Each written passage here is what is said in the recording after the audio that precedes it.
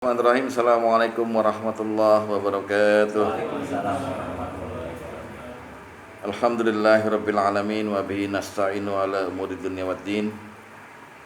Wassalatu wassalamu ala asrofil anbiya'i wal mursalin wa ala alihi washabihi ajmain. Amma ba'du. Fa ya ibadallah, usikum wa nafsi bittaqwallah wa ta'atihi la'alakum tuflihun. Ma'asyiral muslimin, jumlatul mu'minin rahimakumullah. Mari kita sama-sama Alhamdulillah Rabbil Alamin. Alhamdulillah hamdan katsiran thayyiban mubarakan fi. Kita diberi kekuatan oleh Allah, kesehatan, dan kita doakan pula pada khususnya sahabat kita Pak Asep dan keluarga kita yang mungkin saat ini menderita sakit. Semoga mereka diampuni dosanya dan disembuhkan dari penyakitnya. Kita bersyukur kita sampai hari ke-22, malam 22 ini ya, bagi yang mulainya Sabtu, dan malam 21 bagi yang mulainya hari Minggu. Semoga terus kita diberikan power oleh Allah untuk menyelesaikan ibadah ini, dan dari hari ke hari dosa kita diampuni secara sempurna. Amin. Karena kalau kita sempurna menjalankan puasa ini dan ibadah-ibadahnya yang lainnya, maka janjinya Rasulullah adalah ghufira lahu ma taqaddama min dzambi, akan diampuni seluruh dosa-dosanya yang telah lalu, dosa besar, dosa kecil, semuanya dihapus. Ya, jadi ya kita memaklumi bahwa barangkali sampai hari kesekian kita masih menganggap bahwa ada dosa kita yang belum dihapus secara sempurna oleh Allah. Nah, harus melalui perjuangan, istighfar yang banyak, kemudian juga memperbaiki diri, dan kemudian memperbaiki akhlak kita baik di hadapan manusia maupun di hadapan Allah di bulan Ramadan ini. Nah, tadi telah dibacakan 3 ayat. Yang pertama adalah ayat Al-Baqarah 1-5. Beberapa ulama dari kalangan mazhab 4 mazhab itu banyak yang sepakat juga mengenai ayat Al-Baqarah 1-5 ini adalah disebut dengan rukun takwa. Padahal kan nggak ada fikihnya kan, tapi rukun takwa. Jadi bukan ciri orang bertakwa. Ciri orang bertakwa banyak tuh, di Ali Imran, di segala macam itu. Tapi ini rukun takwa. Kenapa disebut rukun takwa? Pertama, dibuka dengan bahwa Allah mengagetkan kita dengan pernyataan bahwa Anda buka kitab saya ini, kata Allah. Pertama saya kasih tahu, ini nggak ada bohongnya kitab ini. La roiba fihi. Tidak ada keraguan di dalamnya. Karena kitab ini spesial untuk orang-orang jamaah taklim nurul iman yang bertakwa semua. Amin. Amin. Spesial, hudalil muttaqin. Enggak ada duanya nih kitab. Nah, hudalil muttaqin, al-muttaqinnya itu kemudian diterangkan melalui ayat lain. Pertama kali adalah orang-orang yang udah teguh betul. Alladzina yu'minuna bil ghaib. Orang yang iman pada yang gaib. Saya tanya Pak Sugeng, Allah ada nggak? Allah ada nggak? Allah dalam akidah Ahlussunnah wal Jamaah, Allah itu wajibul wujud. Allah itu wajib diimani wujudnya. Udah pernah lihat belum? Enggak, jawablah tugas. Udah pernah lihat belum? Belum. Udah pernah lihat Allah? Belum. Tapi kok bilang ada? Karena iman. Imannya orang takwa levelnya begitu. Saya nggak ngelihat nih Allah, tapi saya harus menyembahnya. Alladzina yu'minuna bil ghaib. Udah pernah lihat malaikat? Belum. Tapi kita tahu kan bahwa Allah ngutus malaikat buat nyatat perbuatan kita. Allah ngutus malaikat buat nanya kita dalam alam kubur nanti. Nah, itu barang udah pernah dialamin belum? Ditanya dalam kubur, yang nyatet bunyi cek pakai komputer. Kagak pernah kita ngalamin. Tapi kenapa kita percaya? Alladzina yu'minuna bil. Ini iman tingkat tinggi. Hanya orang takwa yang punya iman begini. Iman yang namanya yu'minuna bil ghaib disebut ihsan. Anta udallaha ka'annaka yara, ka'annaka tarah. Fa illam takun tarah, fa innahu yara. Engkau beribadah kepada Allah seolah-olah engkau melihat Dia.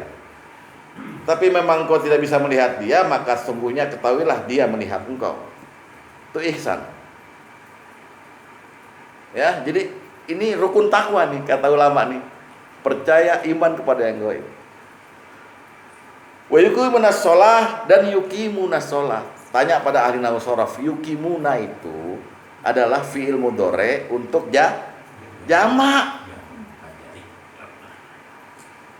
Jadi mendirikan sholat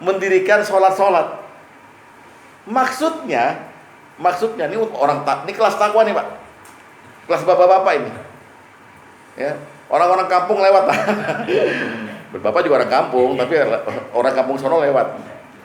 Yuqimunas sholat artinya bapak mendawamkan sholat jamaah, entah di rumah entah di masjid. Nggak pernah sholat wajib sendiri, itu nggak pernah. Subuh, zuhur, asar, maghrib, isya minimal berdua. Itu yuqimunas sholat. Ini cuma ahli takwa yang bisa. Makanya kita berdoa mudah-mudahan Allah jadikan kita ahlil ilmi wa ahlil khair, amin. Ahlil maghfirah wa ahlil taqwa, amin. Amin. Ustaz kok bisa ngomong begini? Itu latihan. Tadi udah latihan di kaca. Padahal gue gemeteran juga kiai-kiai begini. Wa mimma razaqnahum yunfikun, baru di sini. Orang takwa itu udah nggak ngitung-ngitung, Pak. Karena Allah bilang wa mimma, bukan kitanya yang dibicarakan, tapi Allah bicarakan diri sendiri dulu. Dan kalau aku kasih kamu rezeki, infak. Hebat nggak Allah tuh? Jadi bukan dan kamu berinfak, enggak. Dan dari rezeki yang aku kasih, infak. Jadi maksudnya kamu nggak memilikin, aku yang punya. Tolol, gitu. Sadis nggak? Wa mimma razaqnahum, ini level takwa. Makanya disebut rukun takwa. Dan dari apa-apa, min tu dari, ma tu apa-apa, dan dari apa-apa razaqnahum, ya yang aku rezekikan pada mereka. Hah? Wa razaqnahum yunfikun juga fi'il mudhari. Yunfikun itu artinya diinfakkan, dikeluarkan, dibelanjakan, diulang lagi gitu. Maksudnya apa? Yang banyak dong. Terus-terusan gitu. Yunfikun. Terus wallazina yu'minuna bima unzila ilaika wa ma unzila min qablik. Udah lo beriman aja deh pada Quran ini. Duru ma kitaballah haitsu madar. Ikuti Al-Quran kemana bergerak. Dan kamu percaya dulu bahwa Allah turunkan tauhid ini, kepercayaan kepada Allah tunggal itu, kepada nabi-nabi lain lewat kitabnya. Ada kitab itu, cuman kita nggak tahu aslinya mana sekarang gitu. Yang penting iman. Itu tadi saya bilang, pernah lihat Zabur sama Taurat sama Injil? Kagak pernah, tapi kita iman. Itu iman kelas tinggi. Ya, barang nggak pernah dilihat tapi kita percaya. Kan orang liberal, orang-orang sekuler, itu barang yang masuk akal yang dipercaya, betul Pak? Barang yang masuk akal yang dipercaya. Ini kan kita semuanya disuguhin orang barang nggak masuk akal dari awal. Goib, udah capek-capek, pagi-pagi pulang sore, tau-taunya suruh infak. Ujian pertama orang bertakwa di situ, di ayat ini, ya kan? Terus belum wabil akhiratihum yuqinun. Kenapa nggak pakai yu'minun?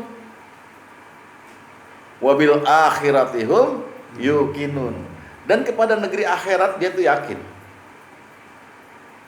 Yakin itu di atas iman, Pak. Kayak udah saya contohin. Saya pernah contohin di sini di pengajian ini.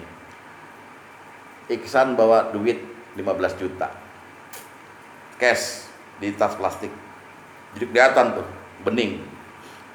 Dia berdiri di pinggir tiang listrik yang ada kabelnya, lagi jatuh gini, terus ada strumnya gitu. Basuki lewat, butuh duit kebetulan. Basuki, Ihsan bilang begini, Haji Basuki, sampean kalau ngemut kabel ini, saya kasih duit. Kira-kira mau dimut nggak kabel itu? Kenapa? Hah? Tingkatnya ya yakin. Yakinnya orang takwa itu Allah sudah ceritain bahayanya neraka. Bahaya, pakai tasdid, bukan bahaya doang. Bahaya. Yakin kita. Kalau kita berbuat begini, habis kita dah. Orang Allah terangkan neraka sakor itu neraka yang tidak membiarkan dan tidak memelihara dan tidak membiarkan. Maksudnya kalau orang dikelupas palanya, ditaruh ter tuh loh Pak, ter, aspal. Itu diterangkan di Quran tuh neraka sakor tuh kita digituin, pala dikupas, ditaruh aspal. Nah, terus kan kita kayak kecekek, gitu. Malaikat tanya, mau makan? Kita ngangguk-ngangguk, kasih zakum. Zakum itu buah yang berduri Pak. Berokokin, ditarik dari sini, dubur, rok. Nah gitu. Kalau Bapak mau cari pengalaman silakan. Jadi yakin, wabil akhiratihum yuqinun. Saking yakinnya, enggak lagi yu'minun. Tidak hanya sekedar beriman, yakin bahwa kalau saya meleset dikit hidup saya ini, masih pegang dosa waktu saya mati, mesti saya disiksa. Dibersihin sama Allah gitu. Ya, ulaika ala hudam min rabbihim wa ulaika humul muflihun. Nah, orang-orang yang yakinnya sampai level begini ini orang yang dapat hidayah dari Tuhan mereka. Ulaika ala huda, petunjuk min rabbihim dari Tuhan mereka, wa ulaika humul muflihun, dan mereka orang-orang yang menang. Sekarang kita garap lagi at-taghabun. Fattaqullaha mastata'tum. Yang surat 64 tadi itu. Ayat 16. Maka takwalah kamu semampumu aja, jangan lihat Ustadz Wahyu itu tadi nakutin kan gitu. Semampu kamu aja gitu. Tapi apa perintah setelah itu? Apa? Ya, wasma'u. Terus? Nah, wa anfiqu khair. Sekarang kita diarahkan tadi wa mimma razaqnahum yunfikun. Dan terdapat rezeki infakkan. Sekarang infakkan yang baik-baik. Jangan duit kentit lo infakin. duit samar-samar lo infakin. Yang baik-baik, maksudnya ala hubbihi, yang kau cintai itu harta. Susah kan Pak? Orang dalam fikih zakat aja, zakat fitrah. Beras yang kamu zakatin itu harus beras yang kamu makan. Kalau bisa lebih baik dari yang kamu makan. Kamu makan beras rojo lele, beliin beras yang paling top. Bukan beras perak, karena pegawai negeri beras perak nih. Malah itu dizakatin. Tapi di sana campur lagi. Nah itu panitia menggila. Gitu disebut amil lagi. Ini yang abik, yang bagus kan, dicampur. Ini petunjuk. Bertakwalah kamu semampumu, dengarkan dan taat. Lalu infakkan. Sampai sini infakkan yang baik, baik. Sampai sini belum ketahuan Pak. Maksudnya suruh ngapain sih? Sedekah. Tadi kan juga begitu, ya. Ya kan, suruh ngapain itu? Maka kita buka lagi surat yang terakhir tadi. Surat Muhammad. Ingat loh, kamu adalah umat yang disuruh infak fi sabilillah. Jelas runtun nih Pak jalan pikirannya. Maksudnya apa? Begini loh, infak itu kan udah saya terangkan dulu, beda infak sedekah sama zakat. Infak itu dari kata-kata nafak, gang sempit. Apa maknanya gang sempit itu? Uang rezeki yang kita terima masuk kantong cuma sebentar, karena dia molos. Seperti gang sempit, ujungnya itu bukan buntu, jadi lewat tadi gitu duit tuh. Saking kita pengen infakin. Nah, infak yang umum seperti ini, beli rokok juga infak. Karena dia artinya belanja, membelanjakan harta. Tapi begitu dikurung dengan kata-kata fi sabilillah, nah mulai itu harus Anda cari muka sama Allah. Jangan cuma keluarin promo Jumat 2000 terus seneng banget gitu, ya Allah, balaslah 10 kali. Cemen lo. Bukan beliin pulsa. Bukan. Kalau itu udah sudah kau birahi itu. Paham nih ayat ini. Nah, kaitan dengan Ramadan ini ada hadis yang Rasulullah digambarkan oleh sahabat Ubaidullah itu sebagai orang yang paling lembut dan dermawan ketika bulan Ramadan. Rasulullah itu adalah makhluk manusia yang paling lembut, khususnya ketika Jibril datang. Karena pada saat Rasulullah hidup itu, tiap Ramadan itu Jibril datang ngetes bacaan Qurannya Rasulullah, hafalan Qurannya. Ditungguin baca. Habis itu ngapain? Habis itu Rasulullah seperti angin yang berhembus, kelembutannya. Maksudnya apa? Datang ke rumah sahabat, datang ke rumah orang miskin, infak. Gak kayak kita habis tarawih bakwan dimbat, bakwan, bakpo, bakmi, bakpia, bakso. Infak Rasulullah. Ente ngikutin kelenger. Itu Rasulullah buka puasa cuma pakai 3 kurma sama air panas, air putih. Habis itu langsung keluar rumah. Dan tarawih 3 hari yang Rasul lakukan di masjid itu dimulai jam 12 malam, Pak, tengah malam. Anda bayangkan nggak? Habis Isya Rasulullah keliling infak terus tarawih. Ya, mimpin tarawih itu. Mimpin 3 hari itu. Habis itu ngapain lagi? Keliling lagi sampai sahur. Belum makan, baru 3 korma. Ente. Ya. Jadi kita mau ngikut Rasulullah gimana? Kelenger, Pak. Kok kuat ya Nabi begitu ya? Kita jam 4 sore habis sore udah nanya sama bini, ntar masak apa nih? Ntar makan apa buka ini? Rawon, bosen rawon. Kalau Rasulullah korma aja udah diembat. Nah, Rasulullah tuh orang yang sangat dermawan. Dari mana harta Rasulullah? Rasulullah tuh semacam kayak broker sebenarnya. Beliau nggak punya harta banyak, tapi beliau selalu bilang, kamu punya apa? Yang ini butuh, ini apa gitu. Walaupun beliau juga pernah dikasih duit ribuan dinar, suruh kumpul orang miskin, Ahlus Sufah tuh suruh, sini. Baik, saya bagiin ya duit, blok, bagiin semua. Habis, nggak ada buat dirinya sendiri. Yang ngantri masih banyak. Saya belum ya Rasulullah. Kalau gitu kau berhutang aja, ntar aku yang bayar. Tuh Rasul, ngikutin lo, kelenger. Nah itu dermawannya Rasulullah. Susah, Pak, tapi kita harus upayakan karena ini perintah semua. Orang takwa, kita lah alakum tatakun. Kepengen Allah arahkan jadi takwa. Lalu Allah bilang, ada orang takwa di masjid. ya itu tadi belum saya terus di surat Muhammad tuh. Baru kan saya bilang ingatlah. Faminkum kata Allah. Maya bakhal. Kok kamu ada yang pelit? Orang tadi udah diterangkan oleh hambaku yang gendut itu gitu ya, di Pamulang, bahwa rukun takwa itu salah satunya adalah wa mimma razaqnahum yunfikun. Kok kamu pelit? Barang siapa yang pelit, kata Allah, dia sebetulnya melitin diri sendiri. Dan Allah ghaniyun hamid, kamu fuqara. Kamu udah pelit, fakir lah. Dan Allah ghaniyun hamid, maha kaya lagi maha terpuji. Habis nggak kita? Habis kelepek-kelepek mental kita, Pak. Dihajar, ngakunya mau takwa, iktikaf, subhanallah, alhamdulillah. Ya, kita gojok diri kita sendiri. Jadi betul itu Bang Aman kemarin jadi jembatan untuk jariah kita infak ke speaker. Hanya kurang kencang aja iklannya gitu, lemes iklannya. Ya, gitu ya. Nah, Kita mau barang siapa yang kikir, kata Allah dia kikir untuk dirinya sendiri. Iya.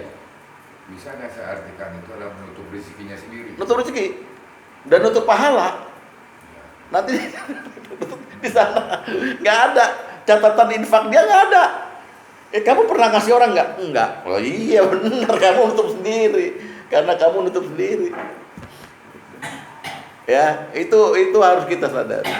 Dan infak dalam fikih itu selalu materi. Sedekah tidak kan? Tapi infak dalam hakikat itu apa aja, Pak? Apa aja infak dalam hakikat? Misalnya gini, Bapak tahu bahwa tanah Bapak itu di pojokan, di hook itu sebenarnya kalau dipapas ujungnya itu bisa membantu kendaraan untuk manuver. Papas Pak, itu infak.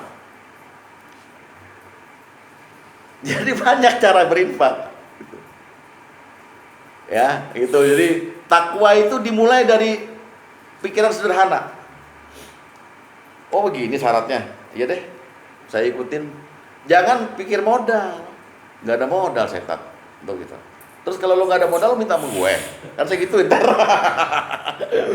Kan jadi berantem. Nggak Ustadz dibilang nggak ada modal. Jadi jangan pikirkan dulu modalnya, tapi pikirkan bagaimana Allah itu membentuk kita menjadi seperti Rasulullah yang sangat dermawan, alias bahwa Ramadan ini mencetak orang takwa menjadi orang yang banyak manfaat buat orang lain. Sebab ibadah itikaf kayak kita sekarang nih itikaf nih, walaupun bukan di masjid ya. Itikaf itu menghidupkan malam, ya, bermukim di satu tempat rumah Allah. Rumah majelis taklim kita anggap rumah Allah. Itikaf itu ibadah pribadi, Pak. Khasiat efeknya daripada Bapak menyelenggarakan taklim ini sebenarnya untuk diri Bapak sendiri. Ketika tidak disalurkan pada keluarga bahwa ilmu ini, mesti ini termasuk bakhil. Makanya manfaatkan supaya diteruskan lagi kemudian pengetahuan ini. Sehingga banyak orang yang sadar akan takwanya, Bapak kena jariahnya. Itu hanya sederhana aja, nggak usah neko-neko lah. Ya, nah kita lihat dulu hadisnya ya mengenai Rasulullah yang lembut dan dermawan di bulan Ramadan. Jadi kita Pak ngelihat ayat-ayat 3 ayat tadi yang dimaksud dengan nafkah tadi, secara fikih dan secara hakikat. Iya, secara hakikat dong. Bukan materi. Iya, karena yungfikun dalam takwa tadi, rukun takwa itu luas Pak, deep, terlalu dalam untuk hanya sekedar uang. Tapi apa-apa yang disediakan Allah padamu, infakkan. Karena itu bukan ilmu kayak saya. Nggak amin. Parah loh. Nggak amin.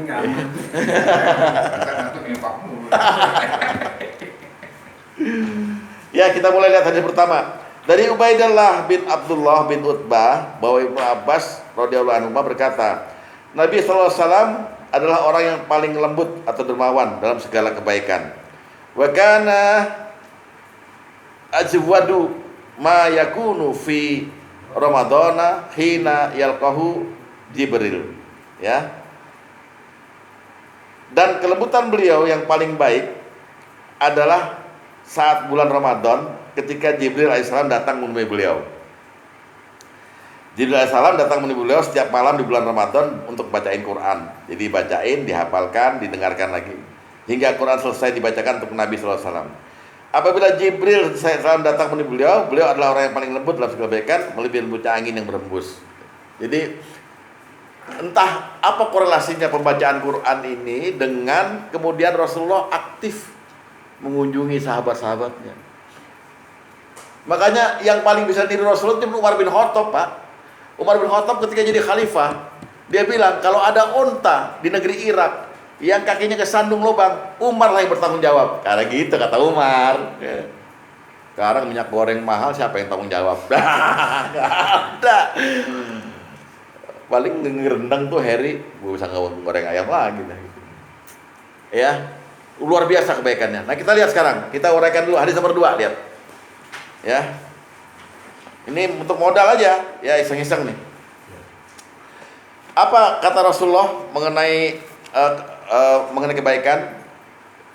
Kata Rasulullah, ahabbun nasi ilallah, manusia yang paling dicintai Allah adalah yang paling banyak manfaat untuk manusia lain.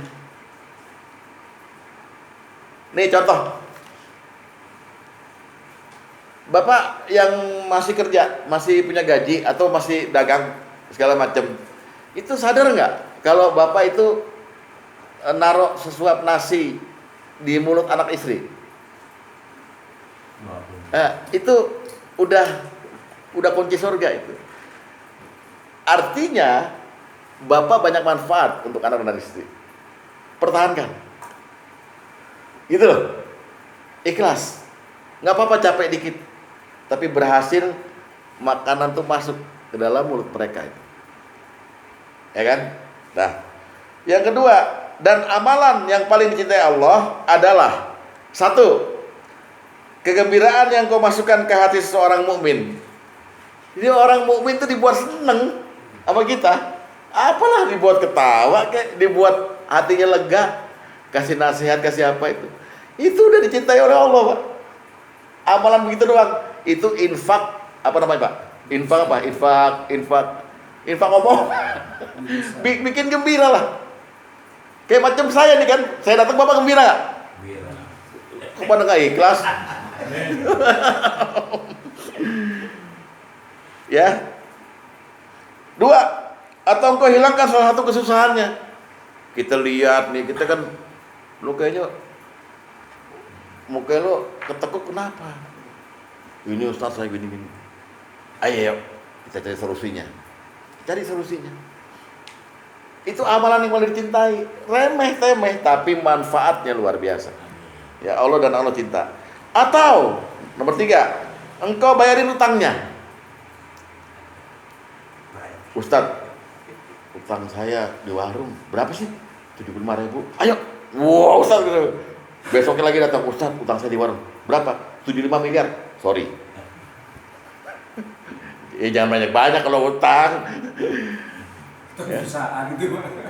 Tapi lihat, bayaran utang, orang utang, terus kita sanggup bayarin, atau orang itu utang sama kita bebasin, maksudnya gitu.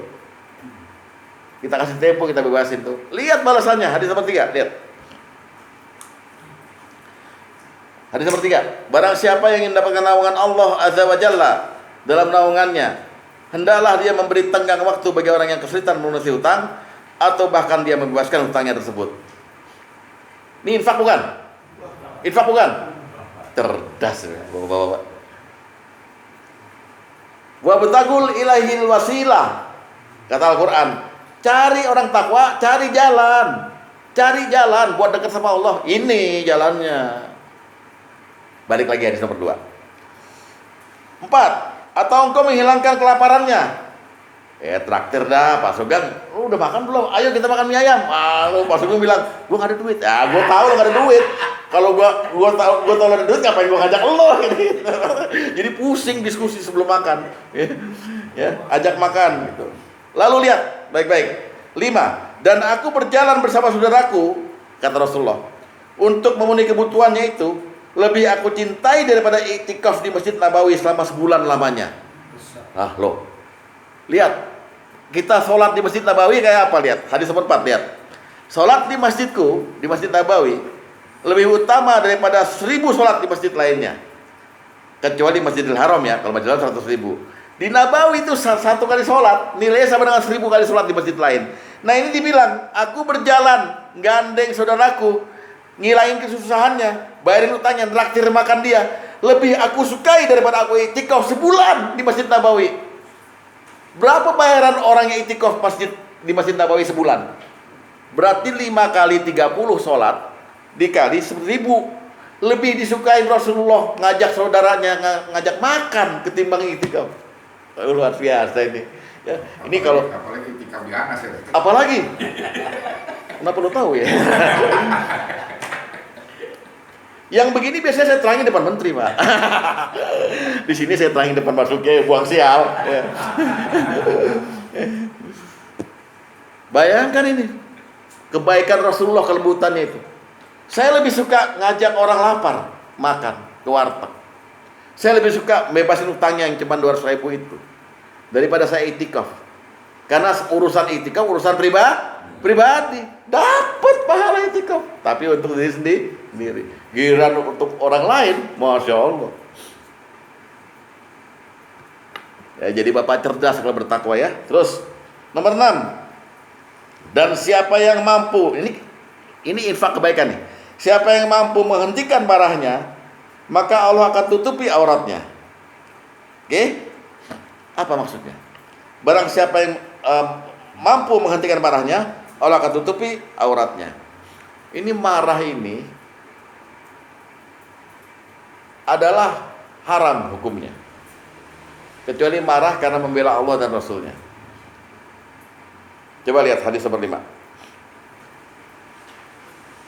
Dari Abu Hurairah radhiyallahu anhu bahwasanya seorang bertanya pada Rasulullah SAW, "Ya Rasulullah, nasihatilah saya."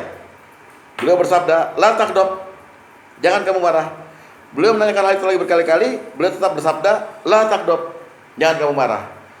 Kunci dari hubungan baik dengan manusia dan Allah, jangan marah. La taghdab. Nah, sekarang Rasulullah nantang, siapa yang sanggup nahan amarahnya, maka Allah akan tutup auratnya. Maksudnya Allah tutup aibnya. Kita ini kelihatan baik depan orang karena Allah tutup aib kita, Pak. Kadang-kadang kebongkar nggak? Kadang-kadang kebongkar. Aib ditutup oleh Allah sehingga kita di hadapan manusia kelihatan baik. Tapi yang parah, ketika nanti di hari kiamat, aib kita dibongkar habis. Yang tadinya pakai apa namanya? Haji itu loh, haji. Orang dingin kagak pakai gitu kan, gue bingung. Gue beli gituan Pak Basuki di Tanah Abang, nggak pantas gue. Udah begini di kaca, selama begini gitu. Akhirnya udah, gue pakai baju biasa aja dah. Gitu. Pakai begitu di dunia, orang bilang, wah cium tangan. Sampai di akhirat ketahuan dia pezina. Allah nggak tutup aibnya. Kenapa? Karena dia mengumbar marah. Hati-hati Pak, jangan marah.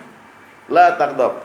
Terus di nomor 2, barang siapa yang mampu menahan amarahnya, padahal dia bisa menumpahkannya, Allah akan penuhi hatinya dengan keridhaan di hari kiamat, sehingga aibnya tertutup. Dan sumber marah yang paling utama adalah kita mendengarkan kejelekan orang atau kita mengumbar kejelekan orang. Itu yang jadi sumber utama marah. Oleh sebab itu, sekarang kita tekadkan supaya kita ngurusin aib diri kita sendiri aja. Hadis nomor 6. Dari Anas bin Malik radhiyallahu anhu, dia berkata, Rasulullah SAW bersabda, "Tuba liman saghalahu aibuhu an uyubin nas." Beruntunglah orang yang disibukkan oleh aibnya sendiri sehingga tidak dapat sempat ngurus aib orang lain. Apa maksudnya? Saghalahu aibuhu maksudnya sering-sering melakukan langkah korektif terhadap diri sendiri. Dalam bahasa agama namanya apa? Muhasabah. Udah bener belum puasa gue nih tadi hari ini? Jangan-jangan kacau nih. Terus minta ampun, akhirnya lupa sama kejelekan orang lain, nggak sempet ngomongin orang lain. Itu tantangan kebaikan yang diberikan oleh Rasulullah di bulan Ramadan gitu loh. Terus di hadis nomor 2 lagi, ya 8 terakhir. Dan barang siapa berjalan bersama saudaranya sampai dia memenuhi kebutuhannya, maka Allah akan mengokohkan kedua kakinya di hari ketika banyak kaki-kaki terpeleset ke api neraka. Di dunia ini Bapak sering-sering ajak orang ke Kentucky. Wah ya, Hoka Bento. Yus, lo pernah nggak Hoka Bento Yus? Lu warteg doang ya? Maklum nih. Enggak, orang kang pijet. Ya. Makanya warteg gitu. Lu jangan doain gue, Ustadz menghina saya. Lo jangan. Kolesterol apa dompetnya kosong, ya kan? Ajak. Waalaikumsalam. Ini santai loh, kita memberikan ada lowongan kerja, kita ajak orang lain. Nah, kita penuhi kebutuhan harus berasa masalah. Nah, ya. Jadi kebaikan-kebaikan ini kita gali. Sampai akhirnya kita disebut dengan orang yang infak. Orang yang belanjain. Orang yang gak egois tapi manfaatnya banyak untuk orang lain. Gitu. Maka kebaikan yang manfaatnya banyak untuk orang lain ini kita tutup dengan hadis yang terakhir, hadis nomor 7. Pak, untuk Pak Arin. Bikin kopi dulu sang. Misalnya udah plong ya. Hadis nomor 7 kita lihat ya. Dari Abu Hurairah radhiyallahu anhu, dari Rasulullah SAW, beliau bersabda, 1. Siapa yang menyelesaikan kesulitan seorang mukmin dari berbagai kesulitan-kesulitan dunia, niscaya Allah akan memudahkan kesulitan-kesulitannya di hari kiamat. Satu. Dua, dan siapa yang memudahkan orang yang sedang kesulitan, niscaya Allah akan mudahkan baginya dunia akhirat. Masya Allah balasannya, lihat. Tiga, dan siapa yang menutupi aib seorang muslim, Allah akan tutupkan aibnya di dunia dan akhirat. Empat, wallahu fi aunil abdi maka al abdu fi auni akhi. Allah akan selalu menolong hambanya selama hambanya itu menolong saudaranya. Semoga manfaat. Dan mari kita tingkatkan takwa. Saya wasiat pada diri sendiri dan pada semuanya rekan-rekan yang saya cintai, agar kita tingkatkan kualitas diri kita sendiri menjadi orang yang mulia di hadapan Allah. Wassalamualaikum warahmatullahi wabarakatuh.